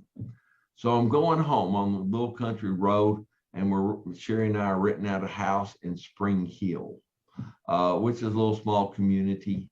And everything, and I'm going down this, what they call Bethesda Arnold Road. So just little 2-lane country roads, little country markets and stuff like that. I love it out here, and it's quiet and it's dark. I can see the stars and everything. And so I'm going home. It's about 10:30 at night, going back to our rental house, and I'm going down the road that I've traveled down 100 times before, at least, that there's a sign. The road's kind of flat, and then it gets to at this one part, and then it starts to curve down. As it curves down, there's a smattering of houses on both sides, but the houses on this side were this school bus stop ahead. And it's a slope, pretty steep slope going up somebody's front, which is part of somebody's front yard, going up to their house that lives on up this slopey area. So the house is a good 75 yards, and there's nothing that way or that way for at least 100 yards, another house. And the woods are on down this way. So and there's a house across the street. But I'm coming up, I got my bright lights on, speed limit's about 50, I'm doing 40. No rush to get home, just taking it easy. And then I see something, and it is standing on the ground on the backs. I'm driving west on the road, on the country road. The sign is facing, the front of the sign for the words are on the other side for cars going east. So as I'm going west, and so on the east side of the sign, the back side of the sign, opposite of where the words are for school bus stop ahead on down the road about 150 feet or so, is a creature. I see something. I got my brights on and I see it from a good bit away, and I'm going up. So, and it's a slope upward. And so I'm going up the hill. It's a rise, not a big slope, but a rise. I come up the road, and then as I get closer, I'm seeing more details, and I'm going, what the hell is that? I've never seen anything like this before. And I sent you the image. I gave my nephew's a graphic artist. He's a great artist, and I gave him the description of it, and he hit it right on the T. So that's his illustration. I didn't do that, but he gave me the copyright on it because he didn't want the publicity by giving him a little bit anyway. I just don't tell his name. And and I'm looking at it, and I slow down. I start slowing down because this thing is really strange looking, and it's standing out there, and it's got its arms out like this, and just standing. And that sign, I went back and measured that sign, and it's in my notes. I can't remember it, but those school bus signs are kind of tall. We're talking 9 feet tall or something, okay? Well, the bulk of from his bottom of his chest up to his neck, bottom part of his head, is basically covering up the back of that sign. And you know, there's that a graded bar that goes down into the ground and concrete that's the sign attached to. And so I got my windows down. And I'm driving real slow. So I'm like this. And as I get closer, as I pull up basically next to him, I'm going just like this. He's looking straight ahead. He's not moving. He's not scary. I don't have a scared feeling. I'm just going, it's like, what the hell is this? And this is really cool. You know, I'm going, you know, it's like, what else am I going to see? So I look at it, and then I get down the road. I pass it up. I don't stop. I don't know why I didn't stop, but I don't stop. But I get down about 100 feet down the road, and there's a driveway, and I got to turn in and go back. When I turn in and go back, and I do it real quick because I don't want to lose him. Because if he moves, I'm going to see him this way. I'm going to see him on the ground running. When I get back, he's gone. And he's got like that, and his wings, he's got wings. And his wings are solid. They almost look like bat wings, but not the little ridges, not the rough looking feeling, smooth. And they attach down around his waist or ankle. Okay. And this thing about, how, you know, if you listen to the Point Pleasant stories about how it scared us and it chased us, this thing is just 8 feet away from me. I'm on this 14 foot wide road in my car, in my lane, going west. He's standing by the side of the road, and he's just off far enough where that sign's not going to get hit by a truck or a car as it comes by, or a van or something.